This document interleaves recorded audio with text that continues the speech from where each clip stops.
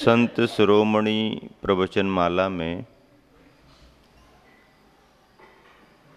आप जिन प्रसंगों को, संदर्भों को चतुर्मास और विहार आदि के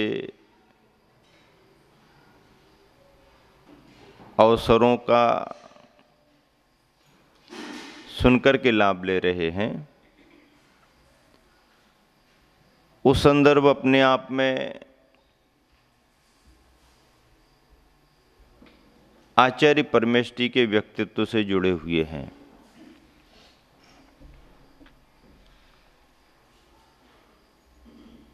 अनुकूलता प्रतिकूलता साधक के जीवन में बनती ही रहती है।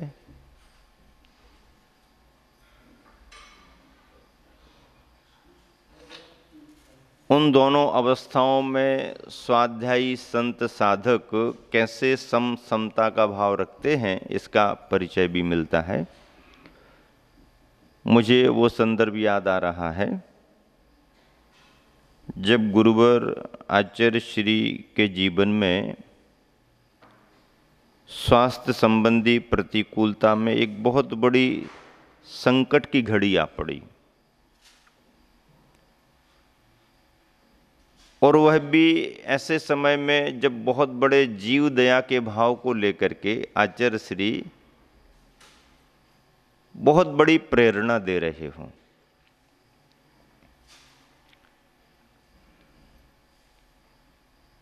ग्रीष्मकालीन समय था, सन 2000 की बात है लगभग संभवतया। राजस्थान में बारिश की कमी हो जाने के कारण किसानों ने अपने जानवरों को यूं ही छोड़ना शुरू कर दिया था, और स्थिति ये बन रही थी कि जानवरों को खरीद खरीद करके लोग कत्ल खानों की ओर भेजा रहे थे। ऐसे समाचार मिलने पर करुणा भावधारी गुरुवर व्यथित हुए, कार्यकर्ताओं से चर्चा की और प्रेरणा दी कि यदि ऐसी स्थिति है कि अनाथ असहाय जैसे जानवर अपनी उम्र में ही कत्ल खानों के लिए जा रहे हैं, यूं ही छोड़ दिए जा रहे हैं, तो क्यों ना हो जितनों का बचाव हो सके उतनों का बचाव तो किया जाए, और जानवरों की इस तरफ ला करके गौशालाओं में उन्हें भिजाया जाए, संरक्षित किया जाए। बड़े प्रयास किए गए, बड़े रूप में प्रयास किए गए। सभी जगह के विशेष कार्यकर्ता सक्रिय हुए। समाज श्रेष्ठियों के, उद्योगपतियों के आर्थिक सौजन्य से प्रबंध हुआ। सेंट्रल गवर्नमेंट में रेलवे डिपार्टमेंट से विशेष परमिशन निकाली गई, परमिशन भी मिली, और पूरी ट्रेन में उन जानवरों को रख करके, भर करके राजस्थान से शहडोल जिला, पहले अब अनूपपुर जिले में संभवतः शहडोल अमरकंटक है, तो अमरकंटक के पास पेंड्रा रोड स्टेशन है, वहाँ तक वो ट्रेन आई।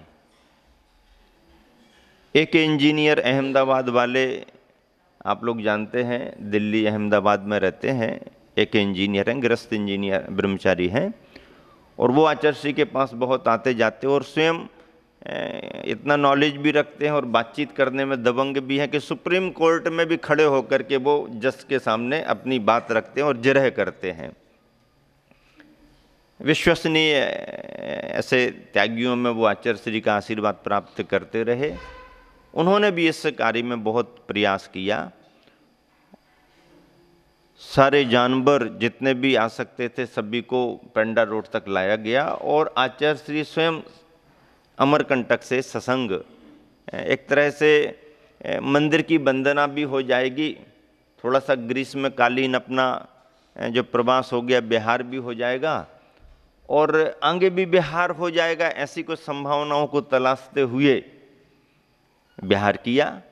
जानवरों को संरक्षण मिले, उस तरफ समाज में बड़ी चेतना भी बनी कि इतने जानवर आ रहे हैं, आसपास की गौशालाओं को भिजाना। बड़ा प्रबंध था, बहुत दूरदर्शिता का सोच था, व्यय साध्यकारी था, लेकिन आचार्य श्री की भावना से, आशीर्वाद से सब संपन्न हो रहा था। तो दया के भाव से तो गए, जीवों के कष्ट दूर करने के भाव से तो आचार्य श्री वहाँ गए, उन जीवों का कष्ट भी दूर हुआ। इतने बड़े गुरु की कृपा और दया से उन्हें गौशालाओं में संरक्षण भी अलग अलग जगहों में मिला। कष्ट तो दूर किया, लेकिन कष्ट हरने वाले को ही उस समय बड़ा कष्ट आ पड़ा। और कैसा कष्ट आ पड़ा, पहले तो कुछ समझ में नहीं आया, सामान्य से तकलीफ होगी, लेकिन बाद में मालूम चला लक्षणों से कि ये तो हर्पीस है। और हर्पीस के बारे में कहा जाता है कि वह जब अपनी उग्र प्रकृति में आता है किसी के पास में, तो वो अपना असर बहुत कष्ट कर दिखाता है। उस समय संग बैयावृत्ति में रहा, श्रावक भी बड़े चिंतित हुए, वैद्य और डॉक्टर्स जो भी आए अपने परामर्श देते रहे। ऊपरी उपचार जो सहज निर्दोष हो सकते हैं वो तो यथायोग्य स्वीकृत कर ही लिए जाते हैं, लेकिन आचार्य श्री ने फिर भी ये इस अवसर को भी ऐसा मान करके कि आकस्मिक कर्म का उदय आया है तो सहन तो करना ही है।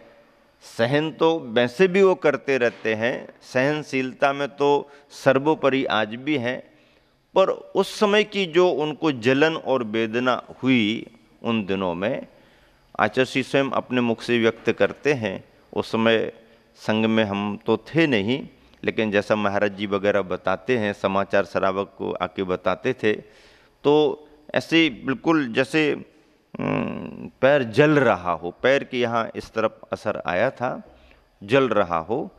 और आचार्य श्री बताते हैं कि हंसते हंसते बाद में संघ को बताते थे, बोले शास्त्रों में नरकों की वेदनाएं पढ़ते हैं, पढ़ाते भी थे, लेकिन क्या होती होंगी वहाँ की वेदनाएं मैंने हर्पीस में अनुभव कर लिया।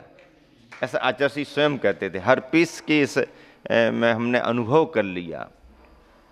चतुर्मास सामने आ गया, लोगों को अंदाज था कि स्थिति ये है तो आचार्य श्री का विहार तो संभव नहीं है, और चतुर्मास होगा तो फिर यहाँ ही होने की संभावना बन सकती है, या पहाड़ी इतनी ऊंची चढ़ कर के अब आचार्य श्री भी तो वैसे भी नहीं जा पाएंगे, तो आसपास कहीं देखेंगे।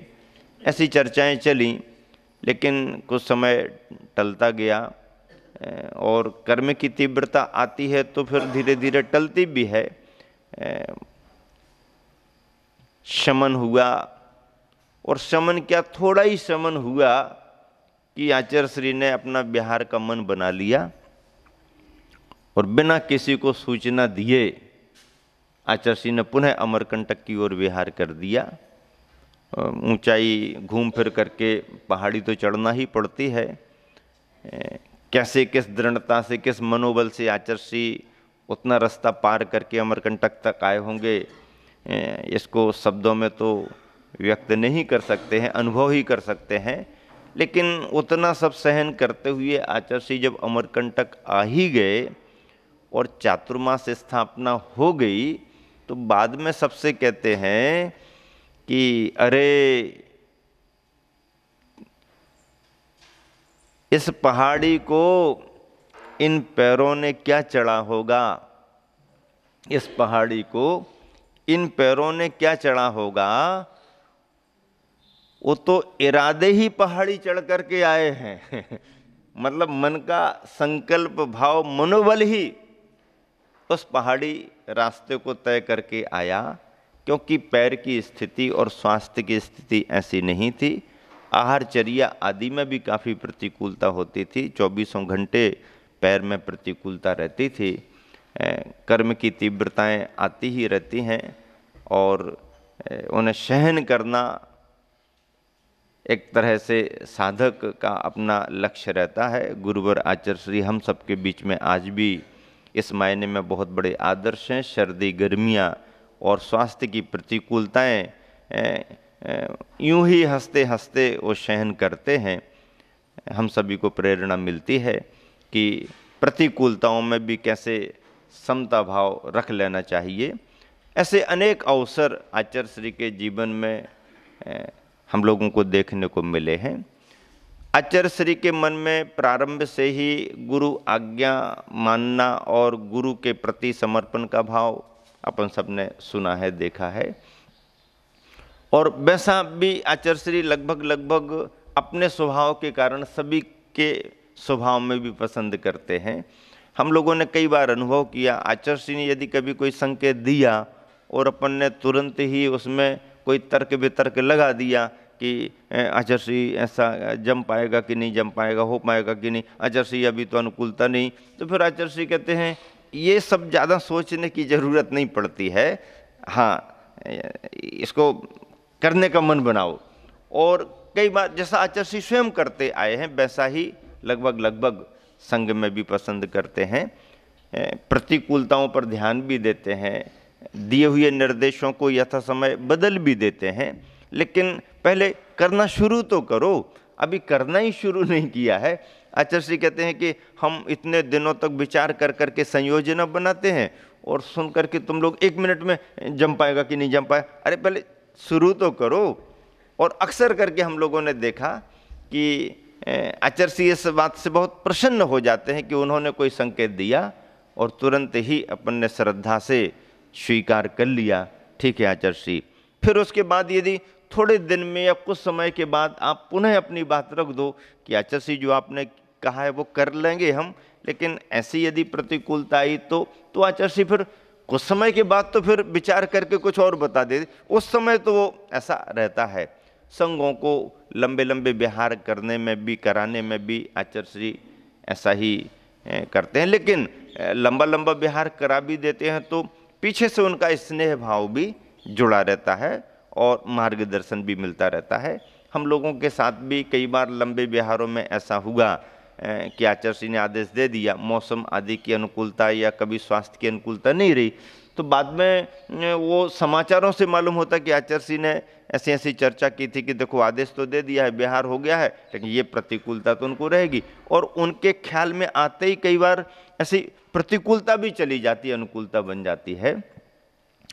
मुझे उस समय का संदर्भ और याद आ गया। सन 1999 में जो नेमावर में विराजमान थे आचार्य श्री, उस समय संघों के विहार हो रहे थे।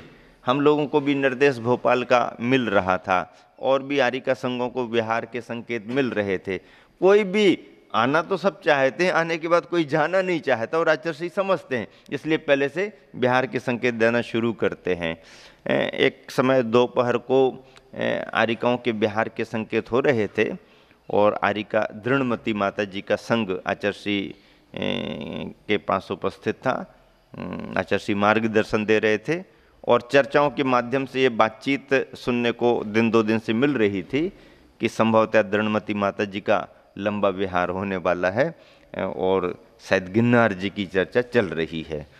तो सुनने में जब आया तो मुझे लगा माता जी और गिन्नार जी गुजरात तरफ कहाँ कैसे, आचार्य श्री का गिन्नार जी जाना अलग है, अब ये माता जी वगैरह कहाँ जाएंगी।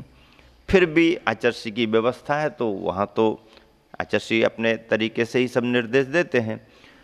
सभी आरिकाएँ बैठी हुई थीं, आचार्य श्री तखत पर दैलान में बैठे थे। मैं इस फिराक में था कि कैसे आचार्य श्री के पास थोड़ा सा कहीं से जाने का अवसर मिले या गुंजाइश, लेकिन बिना कोई संकेत लिए आचार्य श्री के पास उस अवस्था में जाना उचित नहीं लगता। तो मैं यहाँ वहाँ घूमते फिरते क्या हो रहा है और दूर ऐसे खड़े होकर के देख रहा था। आचार्य श्री ने देख लिया, नज़र तो जाती है, तो देख के मुस्कुरा दिए कि मतलब चर्चाएं चल रही हैं कि किसका क्या कहाँ पर हो रहा, ऐसा देखा तो अपन को लगा सहज है तो नमस्तु कर लिया, वहीं पर बैठ गए। बोले आचार्य श्री कहने लगे अब सबके बिहार होना है सबके बिहार हमारी तरफ देख करके सबके बिहार होना है। उनके हाँ आचरश्री विहार होना है, लेकिन हम तो आप ही के साथ विहार करेंगे। बोले हाँ, ऐसा तो सभी सोचते हैं। तो उसी समय फिर चर्चा करी कि तुम लोगों को ऐसा ऐसा करना, विहार करके थोड़ा गर्मी में रुक जाना, फिर ऐसा करना, आप विहार करोगे फिर चतुर्मास का हम संकेत दे देंगे और कोई कठिन नहीं होगा, यात्रा अच्छी हो जाएगी। हम लोग आचर्षी कहने लगे हमारी गिरनार यात्रा बहुत अच्छी हुई है, सभी जानकारियां हैं, वहाँ पर श्रावक वगैरह हैं। तो जैसे ही आचर्षी चर्चा में गिरनार जी, हमने निवेदन किया आचर्षी माता जियों को कहाँ गुजरात में गिरनार जी परेशानी हो सकती है, इतनी दूर कैसे, आसपास ही आचर्षी को इनको मिल जाए।